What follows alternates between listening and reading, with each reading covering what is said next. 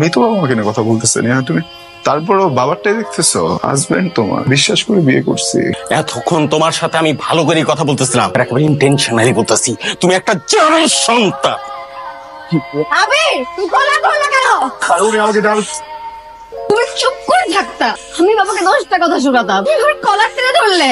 বাবা,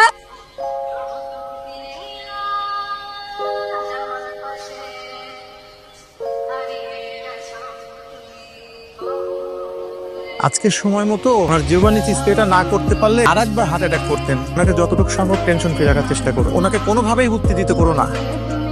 দেখ, আমার ছেলে বাড়িতে এসে আমার কলার ধরে টানা হেঁচড়া করছে। সামনে কি হয় কে জানে। শোন না, ও ভালো ছেলে না। গরিবরা যদি কথা বলে তাহলে চুপচাপ শুনতে হয়, সেটা ওর বোধের মধ্যে নাই। মা, ভুল যা করার কিছু না, নিজের সংশোধন কর। তোর জীবন থেকে তোর একেবারে আজীবনের মুহূর্ত ত্যাগ করে দেবো।